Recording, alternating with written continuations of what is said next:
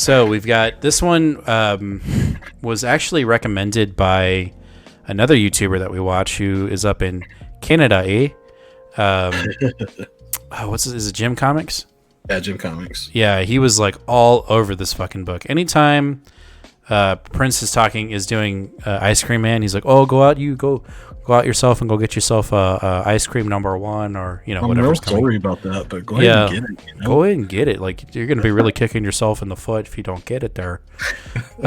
So he was, he got on and he was like, "If you don't pick up HaHa number 1 from Image Comics, I don't know what you're doing with yourself." Just saying, so that was so good. Literally, that's how he sounds.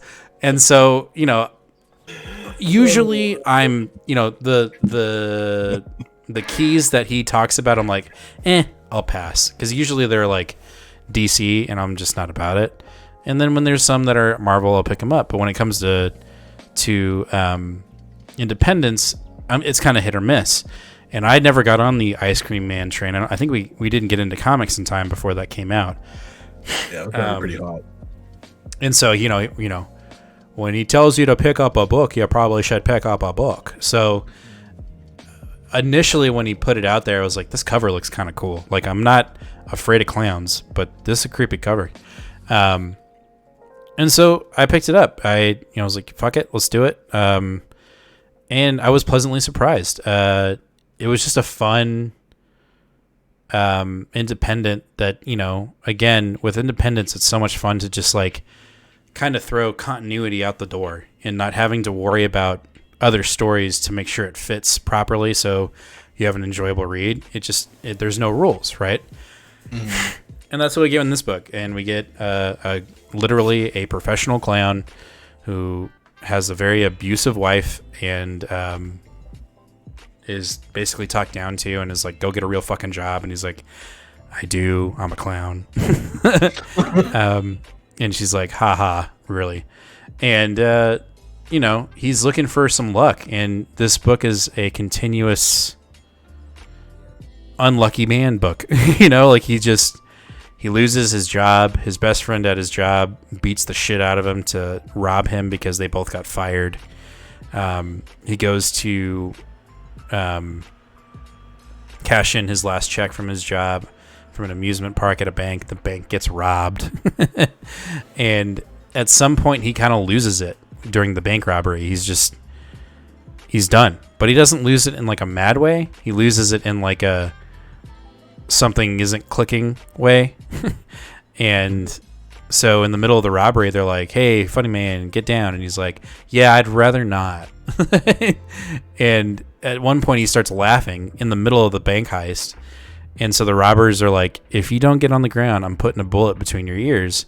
And he doesn't do it. And he gets shot. And the bullet goes right through his head. And somehow he survives it. Don't necessarily know if it's because of like a freak accident or if there's something else at play. I think we'll find out I think this is a 4-part miniseries. Okay. We'll find out, if there's dark forces or entities at work. But when the bullet goes through his brain, he starts to see things differently. More childlike, I guess you could say. More Looney Tunes like. And he's able to actually fend off the bank robbers with this never-ending handkerchief bit that he's really well known for. And I think he kills the bank robbers, right? Does he? Or no? No. He just like kind of does like a superhero thing basically with his trick. And now, he survives the event. They tell him, they wrap him up. They're like, "I don't know how the fuck you survived that, but you should go home." He goes home and his wife's like, "What the fuck happened to you?" And he's like, "Oh, the bank was robbed and I got fired from my job and I survived." And she's like, "Get your ass in the house right now. Like, you look like a fool." And as he's doing this, he sees his family, and his family looks like balloon characters. They don't like, his perception of the world has been altered because he got shot in the head, and we don't know why. We don't know why he survived. It was just a weird issue. It was a really weird book. And I've got to imagine like Ice Cream Man is in the same vein. Like, it's just very like out there and freaky. This one wasn't. I don't think it was as groundbreaking as Jim thought it was going to be, in my opinion. Yeah. Well, yeah. I don't know. Especially if this is a mini, I will pick up the rest of them. Right. Honestly, like I read Maxwell Prince's work before. I don't know if you remember when I was doing King of Nowhere. Yep. He's the one that wrote that as well, and so like I think I have a general understanding of his style of writing. You know what it reminds me of? It reminds me of oh shit. What's the director of like Life Aquatic and Royal Tenenbaums? It's right there. Fuck. Wes Anderson. Woo. Its style just kind of reminds me of Wes Anderson for some reason. Okay, yeah, I can see that.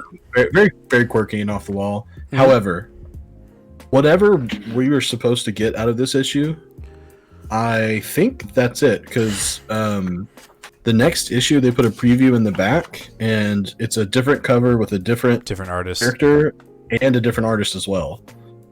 So I think each one of these is just going to be a little snippet, and whatever it was that Prince wanted us to get, it's just in this book. I don't think there's going to be anything else for this particular clown character.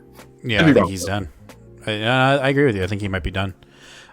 Overall, like, I liked the artwork in it. I thought it was really cool. I really love this cover. I think this cover, I don't know if it's the typography for it or if it's the colors and like how it's, you know, it's less grainy graphite and more color. And again, I don't have like a aversion to clowns, but I genuinely, like, when I first saw this, when Jim first announced like this is a book that you want to look at, when I saw the cover, I was like, I'm already kind of hooked because it just looks kind of cool. Like, not kind of cool. It's just executed very well. And so I don't think Del Rey did it. I think it was somebody else. I shouted both Del Rey. Did she? I thought it was somebody else. It says on the right on the first page, art and cover by Vanessa Del Rey. Oh, whoops. Either way, it's fantastic. I really like the execution of the cover and the artwork inside. The bullet traveling through his brain I thought was really cool too, like seeing it change and like the blood kind of manipulating and turning into characters. I thought it was really cool. So overall I was pleasantly surprised, but I'm with you. Whatever the purpose of this book, it's clearly not in issue 1, so we need to hopefully we dive deeper into the mini and see where it really goes.